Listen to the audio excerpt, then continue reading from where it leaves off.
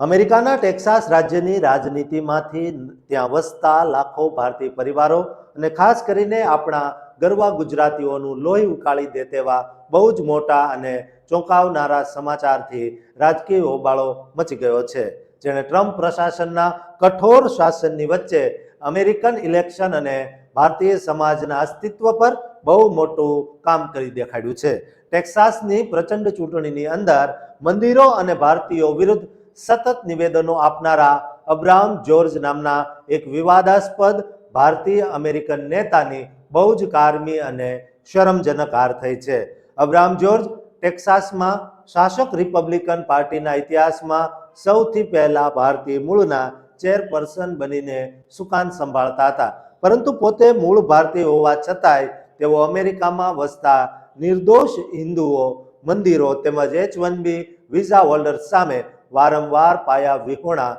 કાનૂની પ્રહારો કરતા હતા. જોકે અબ્રાહમની આ ભયાનક હાર થતાં જ અત્યારે પૂરા ટેક્સાસમાં રિપબ્લિકન પાર્ટીના ગોરા સપોર્ટર્સની સાથે સાથે આખી ઇન્ડિયન અમેરિકન કોમ્યુનિટીના લોકો પણ રસ્તા પર આવીને ભારે મજા લઈ રહ્યા છે અને જશ્ન મનાવી રહ્યા છે. મૂળ કેરળમાં જન્મેલા અબ્રાહમને આ ચૂંટણીના જંગમાં એક અમેરિકન વ્હાઇટ મહિલા ડિન્ડા રેન્ડોલ એ ધૂળ ચટાડીને હરાવ્યા હોવાથી ગોરા અમેરિકનો હવે એક ભારતીય નેતાની કાયમી એક્ઝેટથી બહુ મોજમાં અને ઉત્સાહમાં આવી ગયા છે,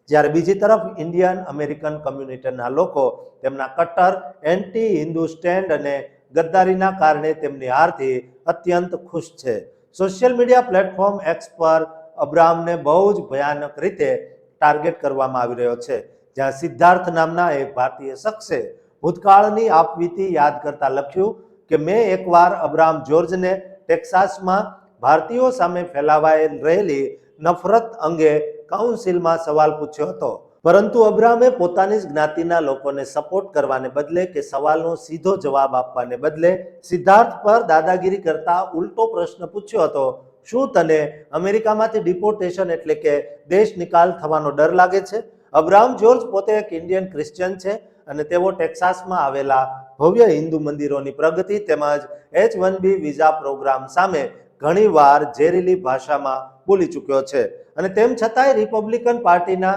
કટ્ટરપંથીઓએ પણ તેમને ચૂંટણીમાં કોઈ ખાસ સપોર્ટ કર્યો નહોતો. અબ્રાહમ વિશે અમેરિકાના મીડિયામાં એવું પણ કડવું સત્ય કહેવાતું હતું કે તેમણે માત્ર પોતાના સ્વાર્થી પોલિટિકલ કરિયર અને ખુરશીને ધ્યાનમાં રાખતા ટેક્સાસમાં ભારતીયો સામે ફેલાવાઈ રહેલી વંશીય નફરત કે હુમલાઓ અંગે ક્યારેય કોઈ સત્તાવાર નિવેદન નહોતું આપ્યું અને તેમના આ જ પ્રકારના પાપી વર્તનને કારણે હવે પ્રવાસીઓ તેમની વિદાયનો મોટો ઉત્સવ મનાવી રહ્યા છે. પરંતુ આ બધાની વચ્ચે ભયાનક સસ્પેન્સ એ છે કે મેટ ફર્ની નામના એક ગોરા અમેરિકન યુઝરે અબ્રાહમની હારને વધાવતા ઝેરીલી પોસ્ટ કરી છે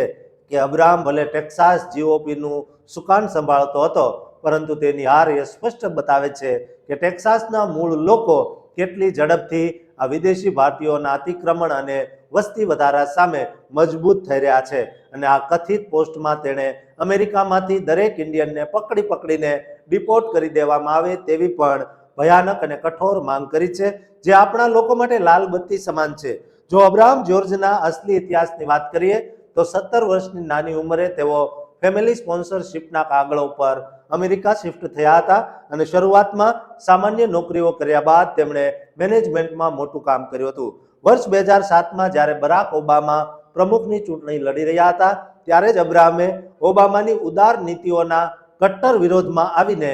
રિપબ્લિકન પોલિટિક્સમાં ઝુકાવ્યું હતું. તેમણે શરૂઆતમાં ટેક્સાસની કોલિન કાઉન્ટીના ચેરમેન તરીકે કાનૂની ફરજ બજાવી હતી અને 2024માં તેઓ આખા સ્ટેટના ચેરમેન બન્યા હતા. જ્યારે તેઓ ચૂંટણી લડી રહ્યા હતા ત્યારે તેમના વિશે 2023ના એક ડોમેસ્ટિક ઇન્સિડન્ટ એટલે કે ઘરેલું હિંસાના ગુપ્ત પોલીસે અહેવાલે ખાસી ચર્ચા જગાવી હતી, જે રિપોર્ટમાં એવો સનસનાટીભર્યો દાવો કરાયો હતો કે અબ્રાહમ પોતાની લોડેડ ગન એટલે કે ભરેલી પિસ્તોલ લઈને રસ્તા પર કોઈ શખ્સને જાનથી મારી નાખવા માટે શોધવા નીકળ્યા હતા, કારણ કે તેમને તે શખ્સનું પોતાની પર્સનલ પત્ની સાથે ગેરકાયદેસર અફેર હોવાની ભયાનક શંકા હતી. જોકે પોલીસ રિપોર્ટ્સ અનુસાર આ ઘટનામાં કોઈ લાઈવ ફાયરિંગ નહોતું થયું અને પુરાવાના અભાવે અબ્રાહમ સામે કોઈ ક્રિમિનલ ચાર્જીસ નહોતા મુકાયા. કાયદાના આ વાવાઝોડા વચ્ચે હાલમાં H-1B વિઝા ધરાવતા નિર્દોષ ભારતીયોને પણ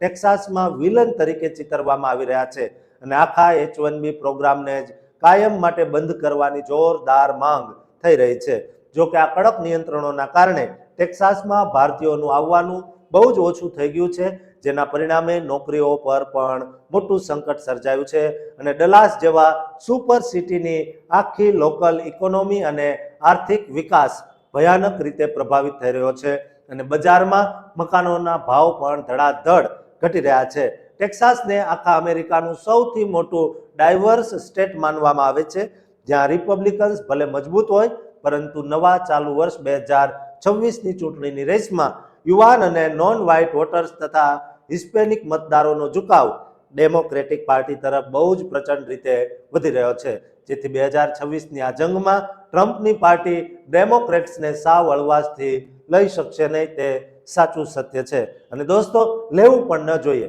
કારણ કે ભારતીયોને, હિન્દુઓને, મંદિરોને જે નુકસાન કરે છે તેને એવા પાપીઓને આવો જવાબ અવિરત રીતે અને હંમેશ માટે આપવો જ જોઈએ, જેથી તેઓ ફરીથી બેઠા ન થાય. દોસ્તો, દરેક ગુજરાતી, ભારતીય, હિન્દુને આ વિડીયો શેર કરજો અને આ ચેનલને સબસ્ક્રાઇબ કરવાનું ચૂકતા નહીં.